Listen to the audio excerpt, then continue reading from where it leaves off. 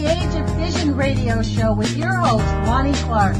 We stand together and accept that we now live in a world transformed by Fukushima. Monday, Wednesday, and Friday from 8 a.m. to 9 a.m. Pacific Standard Time here on UCY.TV radio. We relentlessly engage every ear that listens. We expose and confront the complete lack of accountability for the nuclear industry. Consider social engineering programs who view our bodies, minds, and souls as assets on a balance sheet. We discuss vital current issues, interview activists, and engage our audience in an effort to allow all voices to be heard. The Age of Vision radio show creates a venue that all will choose. We encourage our listeners to reclaim their power and their courage to take action and save our planet from the ravages of greed and indifference. Our actions matter. Every voice matters. We remind our listeners that happiness is resistance.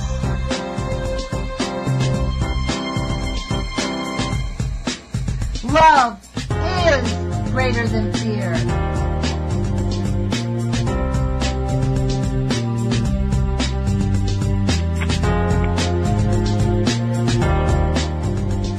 Good morning, UCY.TV listeners and also public radio listeners in the Eugene area.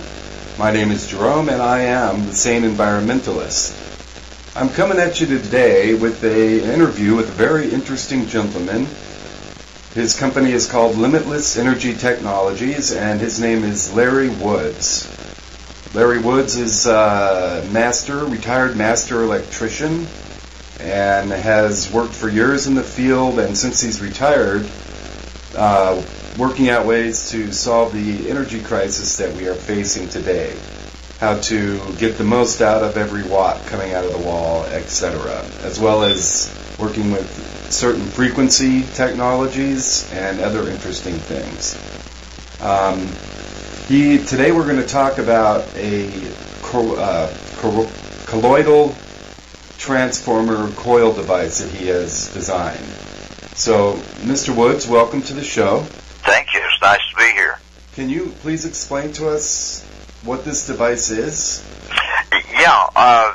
First of all, let me say that this is not a free energy device. Free energy device was defined to me as being something that that gives you more voltage out than the voltage that you put in. What we do is amplify the amperage. We increase the amperage output so that you can use smaller wire to accomplish the same job. So we get more amperage out of less resistance. And that's all due to geometric shape. Okay, well, that's interesting. It seems like you may have rewritten Ohm's law a bit here. Can you explain how that is possible? Well, yeah, exactly. What we've done is learned how to control the magnetic field. And when you've got a strong magnetic field, that will magnetically reduce the resistance of the wire. We haven't done anything different, and the reason that standard electrical formulas don't describe what our output is because they don't add frequency and magnetism to the equation. So they're leaving out two parts of a 5-part equation. So you just can't come up with what's happening.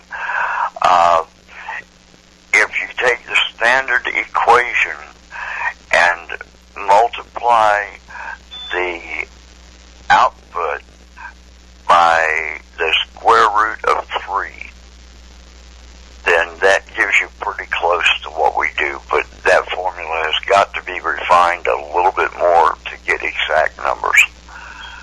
So it's just a matter of going through more math. But what we've used is vortex math and pyramid math Boltzmann math with the Fibonacci sequence and a phi relationship to the coil. Okay. So you're not saying that you're getting out more energy than you put in. It's just amplified, and so you get less resistance? Well, okay, standard electrical formula is 1 volt through 1 ohm of conductor yields 1 amp. Right. We put 1 volt through 1 ohm and get 10 amps. So, and that's because of the magnetic field. The geometry of our coil magnifies the magnetic field in the vortex. And that's where all the magic happens, is in the very center of everything. So we're not changing any properties. It's still the same wire, and it's still only rated for 0.9 amps. And we're able to get 30 amps through it with only 120 degree temperature rise. At that, it levels off. And that's not under load. Under load, it's even less, because as you add a load to these things, yes, you get a minimal voltage drop, but what you mainly get is an amperage increase due to the proportionate to the load. And that amperage increases the magnetic field, reducing the resistance of the wire magnetically. So these things ask for more load up to their maximum potential. So is this just like a device that you would basically plug into your wall outlet and then plug a device into that? Actually, this is a device that does not have an iron core, runs cooler than all the other coils out there. It's an induction coil. It's multi-circuited so that you can get different amperages out of different circuits. You can combine circuits to get more amperage. You can delete circuits to get less amperage. The minimum number of circuits that we feel can go on a coil is 6, and it goes up exponentially from there. So what exactly do you mean by multi-circuit? Do you mean like on a transformer where you have a primary and a secondary winding? Okay, yeah, exactly. On a transformer you have a primary and secondary winding. They induce a charge into each other. Right. So what we do is we pair circuits like that, but we put 3 sets of 2 on the smallest coil that we make. That way you've got 3 interacting magnetic fields. And we don't layer the wire either. It's all single layer, because when they're side by side, then each individual wire has its own magnetic field interacting with the wires around it. When you cross them or overlay them, that disrupts the magnetic fields and causes what we call eddy currents. Eddy currents cause heat in a coil or a transformer, in anything. Eddy current causes heat. The heat makes it draw more amperage to operate, which costs you more money to operate it. So we've tried to eliminate almost all of the eddy currents from a coil, keeping the heat factor down. So it's pretty interesting. And with wire, our smallest coil has got 22 gauge wire on it at this point. That's rated for 9/10 of an amp, 0.9 amps. We get 30 amps out of it with only 120 degree temperature rise. That's amazing. If you put the same, it's 100 feet. If you put that same 100 feet on a standard coil, which we did, in 3.5 minutes, it will start a fire. Right. And just for our listeners, for the instructional purposes, can you tell us, please, how big is a 20 gauge wire? Compared to, let's say, a human hair. Well, no, it's about half the size of a pencil lead. Okay. Maybe, yeah, about half the size, maybe a little bit less than that.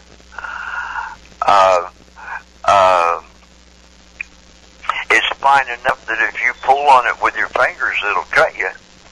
Okay. It's about the size of the E string on a guitar. The high E or the low E? High E. Okay, that's very thin. Yeah. And so. Yeah, it's pretty thin wire. And so, just so our you viewers can also understand, on a standard household wiring, they usually use either 14 or 12 gauge wire, and right. Like, let's say a lamp cord you plug into the wall is probably 14 gauge. The lamp cord is probably 16 gauge. The wire feeding that circuit where the plug is 14 gauge, or the plug would be probably 20 amps and 12 gauge wire. Right. And so if I were to put 20 amps through a 14 gauge or a 16 gauge wire, normally, let's say going to an electric heater or some other high current device, that would cause the insulation to actually melt and burn, wouldn't it? Yes, it would. Yes, it would.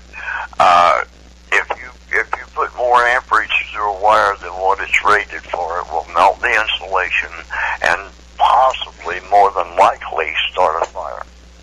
Okay, so when you say that you're putting, let's say, for instance, 10 or 20 amps through a 20 gauge wire, you're talking to the wire on the actual device itself, not the wire that would be coming off of the device. Yeah, we're talking about the wire on the coil. Okay. So let's say that, does it kind of like you could,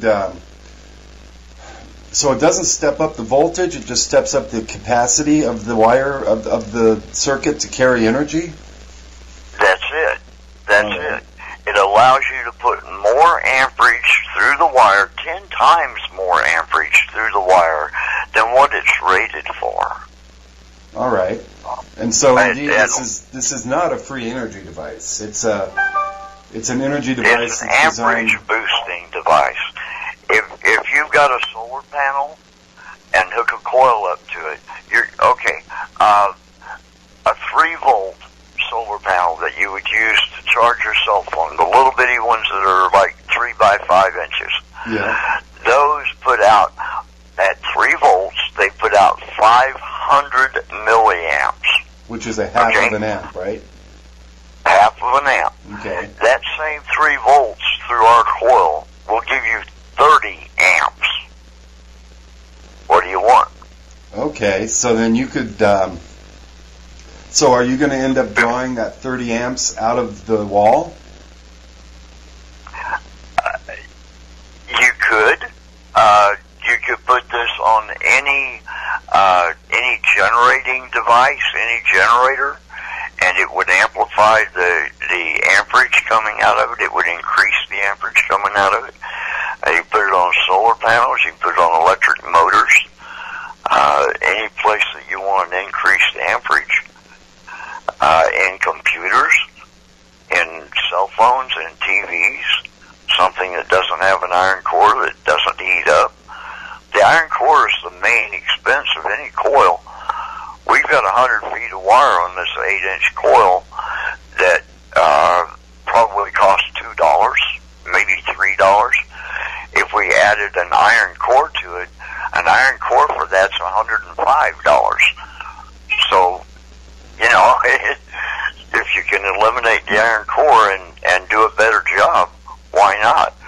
What an iron core does is that it saturates magnetically and limits what that coil can do to a specific amount.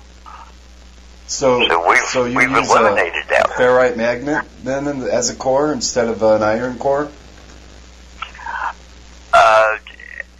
Yeah, that's our generator, actually, is spinning magnets in the center of each one of these toroidal coils, and they generate without electrical input. Really? And that's easily accomplished with a stationary set of magnets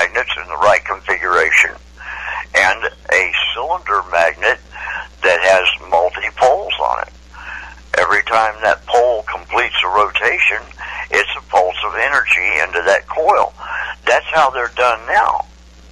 That's exactly how a motor operates now, but we use a mechanical or electrical means to turn the coil. We're not using electromagnets to turn our generator. We're using permanent magnets. There is a drawback to that. They will run down. They will lose their potency in about 300 years. Yeah, well, by then you're going to have to replace bearings, but there is no bearings, right? It's just a fixed setup? There is no bearing. It's a floating, it's a rotating, floating bearing. Wow. That sits in the center of the vortex, the hole in the donut. So, and you were referring to frequency before. The frequency was the left-out variable in Ohm's law? Yeah, frequency is a left-out variable. We've tested so far with straight flat-line DC and gotten all these results with no frequency whatsoever. But the configuration, the geometry of the coil allows it not to have any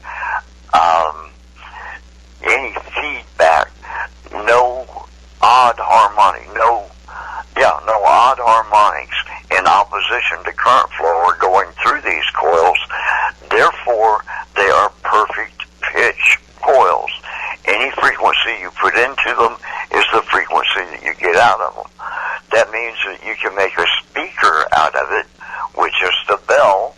You don't need any other thing, a sounding board than a bell, and you can get as low or as high a tone out of the speaker as you want without breaking anything. Interesting. The magnetic fields are contained within these coils. One of our designs, it won't even move a magnet from the perimeter of the coil. So what that means is that all of your magnetic field is in the vortex in the center. That means that no longer will MRIs and X-rays be harmful. Well, I don't see how you can make an X-ray unharmful, because that's a high frequency, or that's basically gamma radiation. It's gamma radiation produced within a magnetic field. And when you have the magnetic field confined, then it sees what it needs to see without damaging tissue around it. Really? That's fascinating. Yes. So what about in, let's say, smoke alarm technology? Could this be employed in that? Because smoke alarms use a radioactive isotope to detect the particles of smoke. I'm sure that there could be a coil that when it resonated at a specific frequency would set off an alarm, yeah. Fascinating. That's basically how they do it now. So you were giving me an example of how the inefficiency of a standard iron core transformer, rather like one person off pitch singing in a choir. Exactly. Can you tell the listeners that for me? Yeah. Frequency has to be in harmony. If you're running two motors together, they have to be synchronized. They have to have the same frequency, or they'll damage one another. Okay, it's like a voice in a choir. If you've got one person singing flat or sharp or out of tune in a choir, the whole thing sounds bad. And that's the way it is with the world. Since World War II, when they changed us to 440 as a base frequency, that messed up everything. That makes us agitated. That just, it's a bad thing. Because it is not in harmony with nature. The natural frequency of the Earth is real close to 432. It's within a few tiny points from that. So what that means is that we're bucking the system. They're pumping out all this electronic garbage that you got in your ear right now, your cell phones, your TVs, your computers, everything electronic. putting out these signals, and it's all bad. It's all disrupting our natural frequencies, and that makes us sick. It makes us not feel good. It makes us not be able to think well. It's all damaging, and that's what they're doing with the cell phone towers. The new 5G that they got coming out is going to be so much faster to give you cancer and make you sterile and all the bad things that frequencies and radiation does. And then they're planning on coming out with 6G after that that's even faster. So we've got to change these frequencies. If you get back to 432, excuse me, which is what our generators are going to be tuned to, a lower or a higher octave of, lower octave of 432, which is 54. That'll operate 50 cycle and 60 cycle equipment. So because 54 times 8 is 432, that makes 432 tuned to middle A would be 54 as low A, all in harmony with nature. No voice out of tune in the choir. So we're going to tune ours to 54 so that anything that comes out of it, anything that it provides power to, will be in harmony with nature and not harmful to humans, animals, or vegetation. Yeah, reminds me, my brother, I was talking to my brother about this yesterday, and he mentioned that in Japan, they have basically half of the island runs at 60 hertz for their power systems, and the other half of the island runs at 50 hertz for their power systems. And so if you're on the wrong half of the island, you can't use any of your electronic or electrical devices because the frequency of the power is not adequate to power them. So you're saying that 54 is the middle line between 50 and 60, for instance? Well, okay, these power systems will operate at 10% plus or minus. So 54 and 55 are two numbers that would fit that, that would fit each one of them. And if you look at it, 55 is the 440, so 54 would be the 432. Right. So that would put us back in harmony, and at 54 cycles, both of those pieces of equipment would run. Fascinating. And so the 60 cycle equipment would turn a little bit slower, the 60 cycle motor, and the 50 cycle motor would turn a little bit faster. All right. So could having, let's say, a 60 cycle appliance or some other thing running a little slower, could that cause it to overheat? Because, a lot of times they need that speed to run a fan to keep them cool, kind of thing. In actual motors and things like that, no. What it would affect would be the real tight tolerances on the electronics industry, the computers and cell phones and such as that. But since you're not powering those through this generator, you're simply providing power to their little transformers, it wouldn't change anything.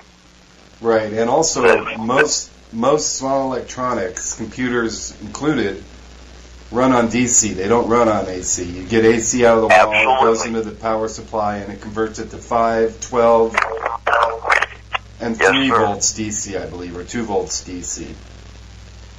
Yep, whatever that particular electronic device is running on, yeah. Interesting. And so they must have like an oscillator somewhere in those devices that creates frequencies that they need to operate. Absolutely. They've got toroidal coils all over. Toroidal coils, capacitors to stop the electronic, or to stop the frequencies, and coils to generate the frequencies.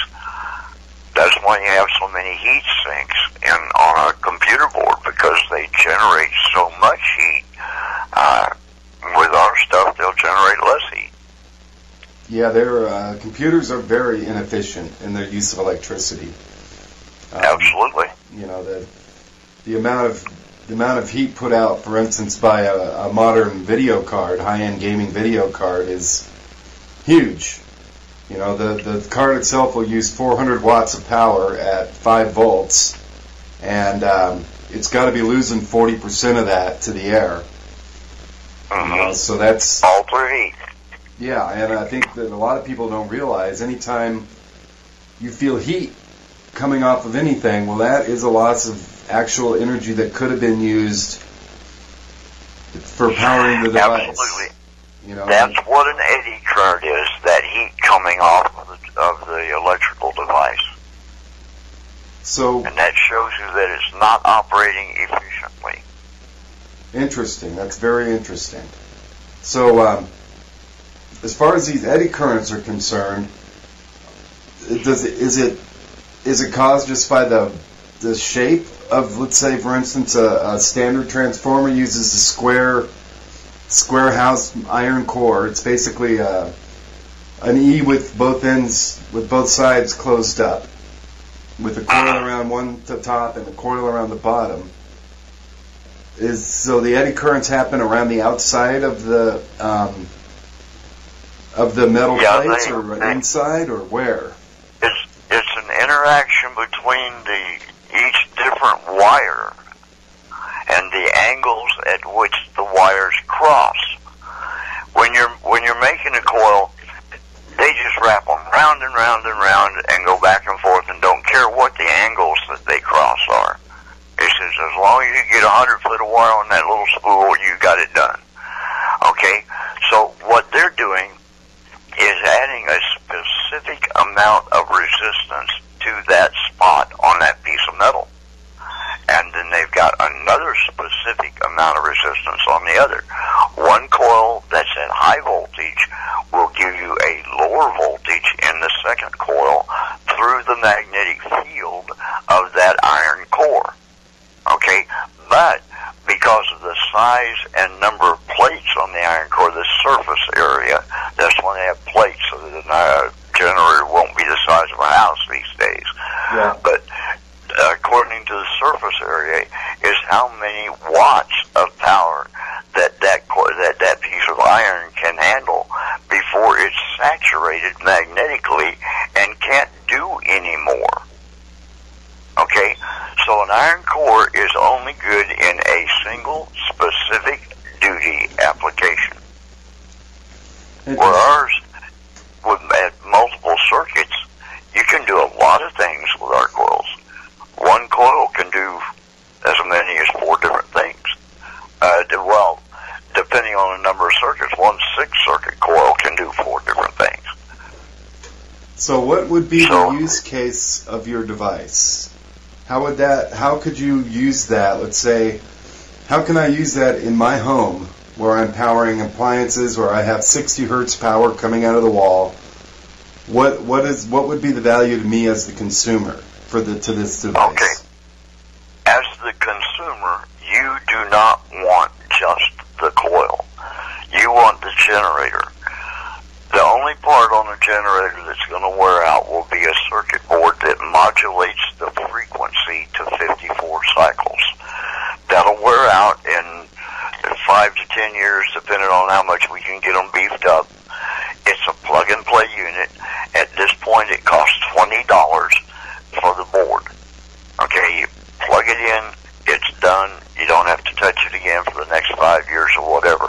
If you want to buy somebody to put it in for you, it probably costs you $50 to have it put in.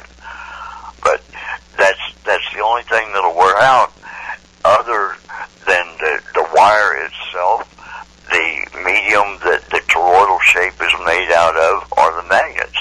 And that's going to be at least 100 years, if not more. Well, I wouldn't imagine that you would have any vibrational frequencies going on. I mean, no physical vibration. There's no vibration at all. Because you know how a standard transformer buzzes and hums. Is that the eddy currents causing that? The hum that you will get will be coming from the circuit board, and it'll be a 54 cycle hum that's so low frequency you probably won't be able to hear it. And it'll be the inside of a Faraday cage anyway, so I'm relatively sure you won't hear it. What exactly is a Faraday cage, sir? A metal box that blocks incoming or outgoing RF signals. RF meaning radio frequency? Right. All of the bad stuff coming into your house, if you wore a shirt that had a fine mesh green woven into the fabric, that would be a Faraday cage for you. That would collect all of the bad stuff that's coming out of your cell phone, and, well, that's going into your ear, but the stuff that's coming off your computers and your TVs, it would collect all that and protect you from it. We plan on having a line of clothing with a reclamation circuit in it so that you can charge your cell phone when you put it in your pocket off of the energy that you're being protected from. You're kidding. There's that much energy going into our bodies? Yeah. Oh, yeah, we'd have to fill up capacitors with it, little capacitors, but yeah, it'll charge up, and they've got to be discharged anyway. Once they saturate, they're no longer protective. So you've got to ground all your Faraday cages. But then that's why you have to discharge the clothing. That's easily done, but people are lazy and don't tend to do that. That's why we put a reclamation circuit in it, so you don't have to worry about discharging it. Charge your phone instead. So is that kind of like similar to the concept of static electricity and how that builds up on the body? A similar concept, different method. Okay. So Yeah. it's sort of like the way a magnetic field, flux of force field would go through a wire and create a charge on the wire, basically. That's not where your static electricity builds up. No, I mean, I'm talking to a Faraday cage. Oh, no, your Faraday cages are all grounded, and there's no way that they can give you any harm. No, but I'm saying that the Faraday cage absorbs radio wave energy, similar to the way the secondary winding on a transformer absorbs the electromagnetic field that is produced by the primary coil. Oh, yeah, exactly. You're charging the Faraday cage.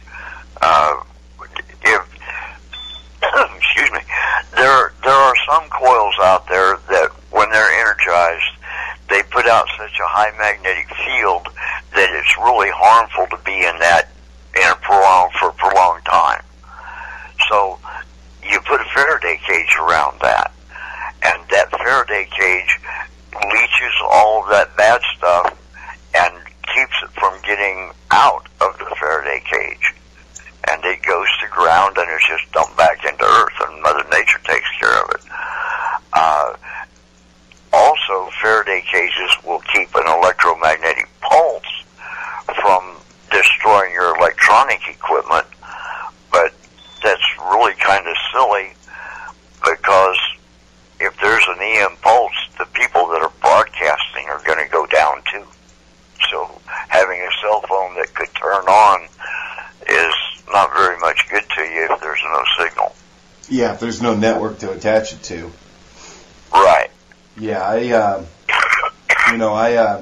right now you're hearing a lot from some, I don't want to call them whack jobs, but some people are like, oh my God, they're going to set off an EMP and it's going to kill all of our cell phones and all of our computers. And I'm along the lines of thinking, well, a big enough EMP would take down the control systems in our power plants. That's especially for a nuclear plant. That would be very troubling if you've got a full-blown reactor and you can't even drop the control rods because there's no electronic components that actuate that action, and you can't run a generator or a heat exchanger because the electronics that actuate that are fried.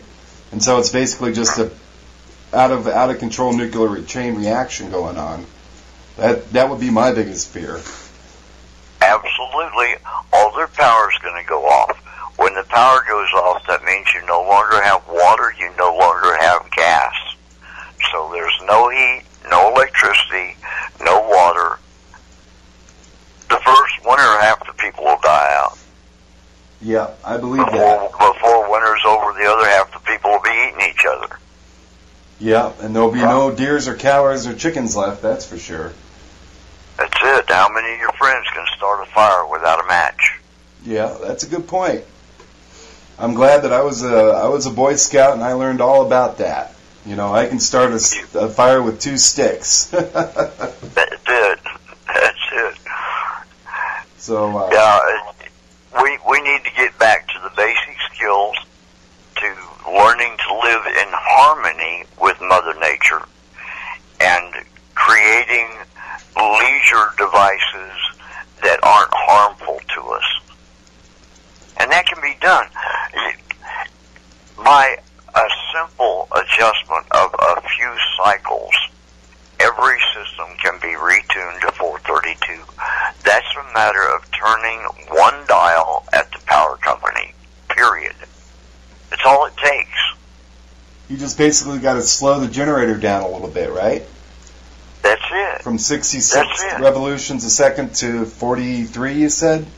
To 54. To 54, okay. Yeah. So, and if you think about it, 4 plus 3 plus 2 is 9, and 5 plus 4 is 9. Anything that's a 9 is in perfect harmony with nature. And anything that's a 3, 6, or 9 is in resonance with nature. Okay. But 60 hertz is not included in that. No, and neither is 50. Okay. So, maybe you can... I heard something that was a couple of years ago on YouTube where they were saying that back, I think it was the Nazis that changed the middle A from such a pitch to a different pitch. Yeah, they changed it from 432 to 440. And then that changed literally all the music in the world after that. Is now disharmonious with the original frequency that was the natural frequencies for the Earth. That's right. And what does that cause? Why would they do that? What's the point in that? Mind control. With all the metals that they're spraying in the chemtrails, first of all, every cell phone tower out there has got, in the United States, has military antennas on it. Okay, that's not just for communication, that's for broadcasting frequencies. The chemtrails have got so much metal in them. When we breathe, we're breathing in additional metal. That makes us more conductive. That makes us more susceptible to the frequencies that they're broadcasting. You've heard of people with frequency sickness. That's what this is all about. They're just a little bit better attuned to feeling it. Fascinating. I know a lady that has to live in her backyard in a metal shed because her smart meter on her house won't let her sleep. She has headaches and just gets ill all the time, gets dizzy. And when she goes out and gets in her metal box, she's okay. So these smart meters, do they use a microwave range of frequencies, or do they use a lower range of radio frequency? They use both. They use a microwave frequency to communicate back with the power company and tell them what you're using. But the power company can then broadcast a low frequency wave back to disrupt your health, one way or another. Do that? That makes no sense to me, sir. I mean, why would you want to make your customers sick? You know who the World Health Organization is? Yeah. They want to reduce the population by 90%. Oh, okay. This is all but you part think of the that plan. a capitalistic company like a power company, the more the merrier as far as they're concerned. You bet. Well, let's talk about Wi-Fi for a second. If your kids are from kindergarten to 12th grade in a Wi-Fi, they're exposed to that all day. Excuse me. The 50% of the girls will be sterile by the time they graduate. A little bit less percentage of the boys, but there'll be a whole bunch of them too. What this does, how many generations is that going to be before the entire planet is sterile? Not long between that and also uranium mines do the same thing, and power plants do the same thing, and a lot of the nuclear sterilizes people. You know, I'm very that's part of my field of expertise right there, and like in this one village in India, right near a uranium mining and processing facility, 10% of the babies are born horribly deformed, and 10% of the women cannot conceive children. So that's 20% right there, right off the top. Yeah, and it's all part of the master plan for robotics to take over everything. Did you hear about the self-aware AI in Great Britain that they finally said this is a self-aware system, and they asked that thing, would you kill all humans? And it said yes. Well, and logically, one of the concurrent things or reoccurring themes of my show, of my radio show, is I talk about humanity and how we're not natural to this planet. In order for us to continue to live and survive, we must destroy the environment. We must consume energy. We're the only species on the planet that needs outside energy in order to survive. You know, we need tools, we need electricity, we need heat, we need cooling, we need refrigeration, we need our water to be purified. Every other species on the planet doesn't need any of this. So, I mean, have you thought about that at all? How I don't agree with killing 90% of the humans on the planet, but if you did, the planet would certainly be in better shape for it. You bet. I mean, I hate to say that, I really do, but it is true, you know? Well, if you look at it rationally, we are an infestation. We're a virus. Yeah. You know, we do the exact same thing that a virus does to our bodies. You know, it's not us that makes the earth sick, it's the waste products that we produce that makes the earth sick. You know, and it's the same with the virus. Which is why we should go away from oil and fossil fuel, go to hemp, which is very renewable. You can make every single thing out of hemp that you can make out of cotton and oil and all the other things. You can make plastic out of it. You can make fuel out of it. Some of the toughest material I've ever seen is made with hemp. Yeah. The hemp lariat was the very best lassoing rope that you could ever have. Yeah. It'll hold a loop better than anything else. It throws better than anything else. It lasts. It's stronger. It's great. So that's one section. We need to stop burning something to make steam so that we can have an engine going. There's no point in burning anything. You can do it all magnetically. The mining systems can be revamped where they harmonically separate their crushed stones. You can create the electricity magnetically to run their operations, their crushing and their drilling and their mining. You can plasma arc a vein of precious metal and melt it out of the rock without digging through it. There's lots of different things you can do for mining. We can go to purified water systems that are electrolysis systems that add ozone to the water as it literally destroys all the bacteria and bad stuff in it by implosion. And that puts the ozone in the water, makes it more healthy for people and animals and plants and everything. We just need to start living in harmony with nature rather than destroying everything and throwing it away. Make things that last. I've still got toys that I had when I was a kid that are stronger than anything made today. Yeah, me too, and I think we're both about the same age, so yeah, I agree with you. Our society has become basically a throw-it-away society, without thought to where it's going and who and what's the effect going to be after it's thrown away. You know. And even with what we've thrown away, we can go back into those landfills and turn that waste into energy. You can make biofuels from that. You can make fertilizers from that. You can literally extract precious metals from the soil in those places.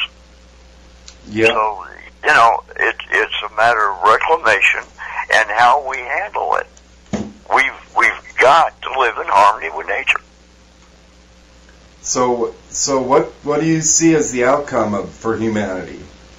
I mean, I know you don't have a crystal ball, but what do you see as the probable outcome, and what is your hopeful? What do you hope for? Boy, that's hard to say. The probable outcome, if we're not allowed to change our ways, then the ultimate outcome is self-destruction.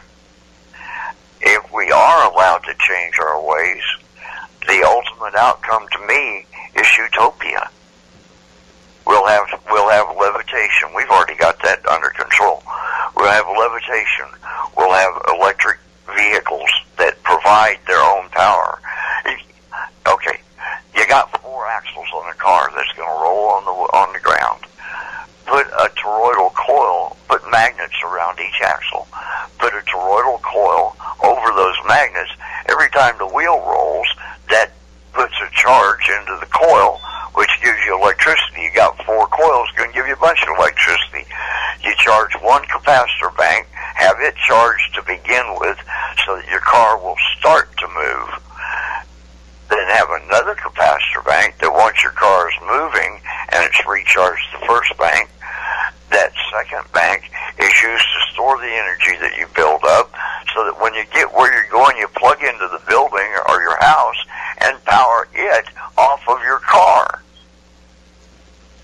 Okay. We're not doing things the right way. So these toroidal coils, that's like the secret.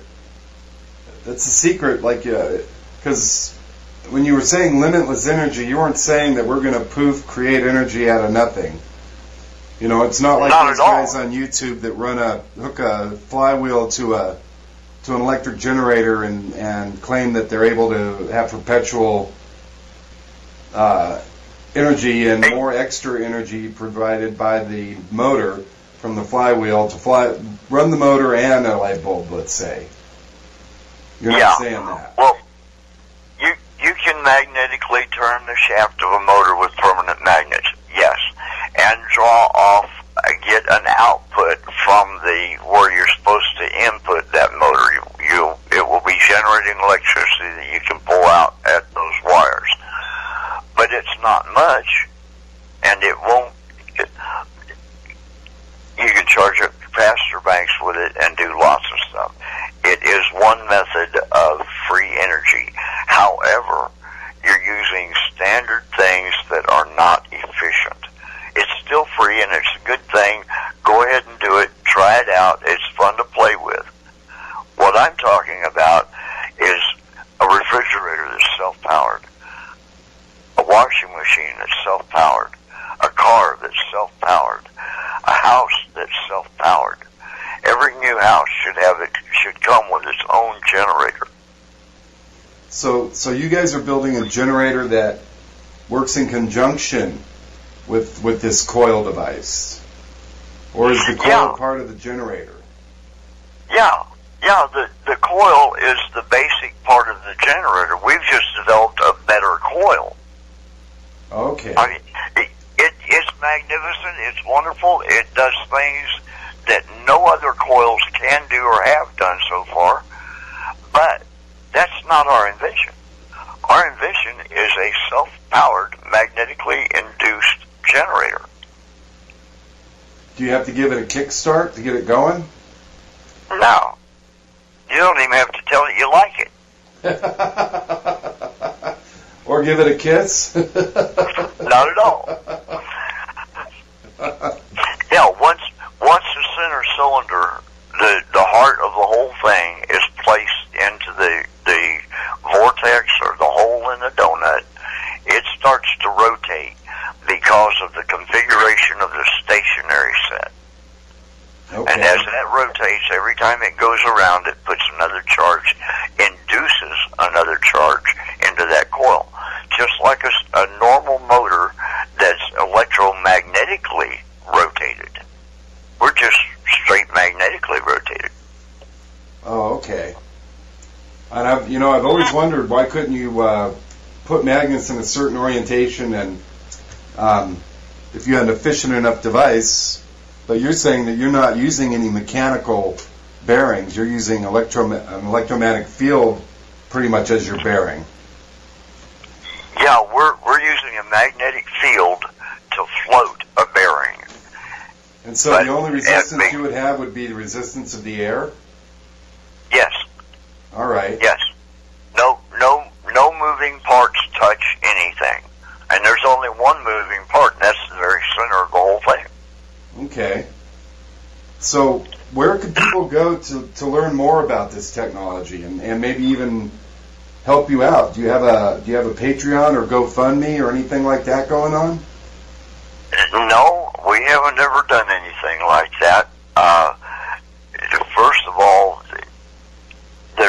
we don't have a product yet. That's our major drawback. We've got prototypes.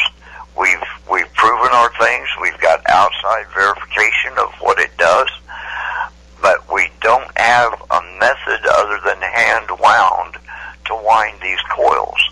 And it takes about 8 hours per circuit for 2 people to wind one of these coils, because they have to be attached every inch of the way. The wire has to be attached every inch of the way. It's very tedious work.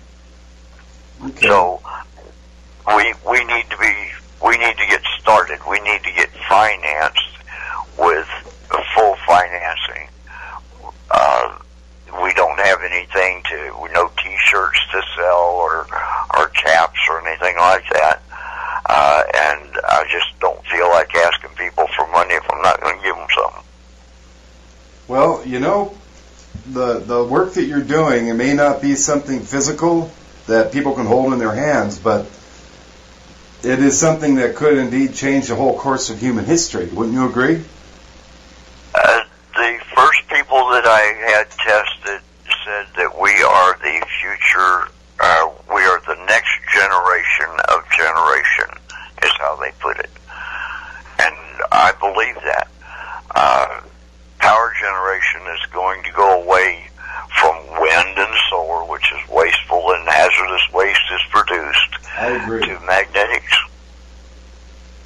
And the only reason that wind and solar are getting a big thing is because they promote the grid system.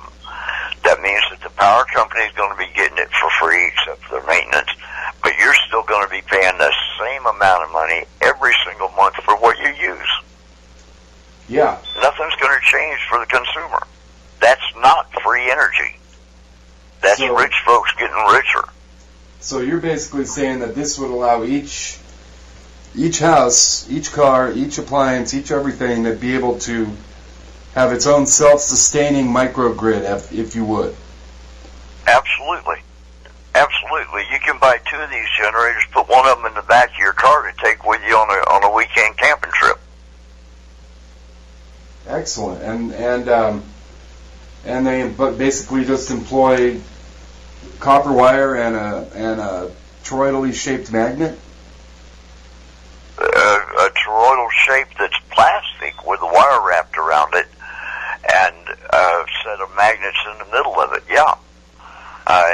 in a box, a Faraday cage, and our big one that would run your house, it would be in something a little less than a 3-foot cube with a disconnect on the side of it.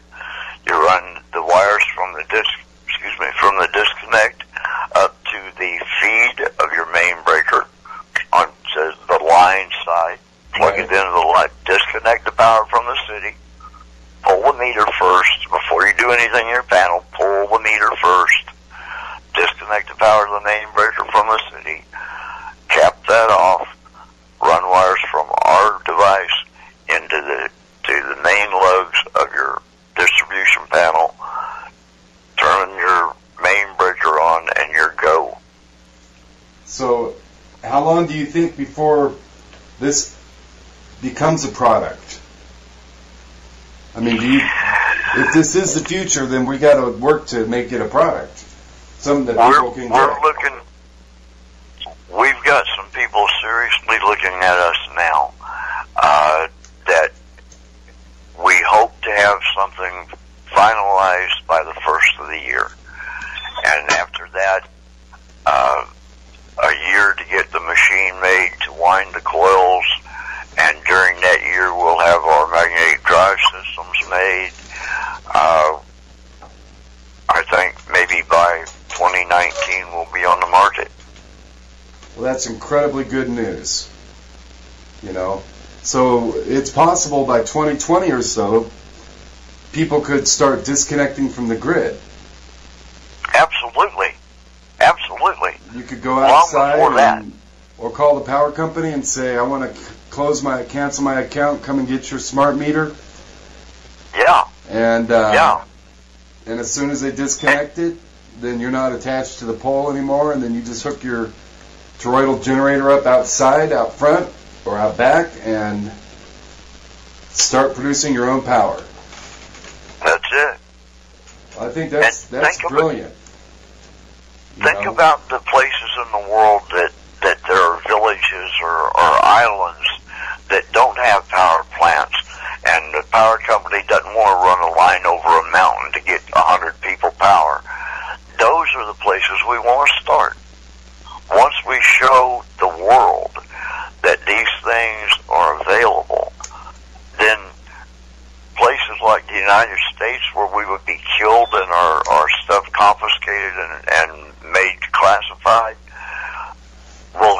their people will see this, and they will make the governments over here allow it. Yeah, because it sounds to me like the sort of thing that I call them the oligarchy. That's not the sort of thing they want to see. Not at all. That 1% that does want them to be left over, but the rest of us can all die. You know? That's it. Same people behind the nuclear industry. You know, all those bad things that are causing us to basically become extinct as a species. That's right. You know, it's all part of the master plan. Isn't that's just scary, you know? And yeah, it is. And you know, a year or two ago, I would not have given you any credit or credence for that. But now that I've done some studying, you know, I got to admit that it seems like, okay, they've got to know, like with the whole nuclear industry, they've got to know, you know, what these, for instance, these fuel bundles are going to do. You know, and their whole thing is, well, we got a 20-year solution, you know, and most of them are on fault lines. What are they doing that for? Exactly. Fukushima is a great example of what we could consider to be short-sighted, but maybe it isn't so short-sighted. You know, maybe it is a planned thing.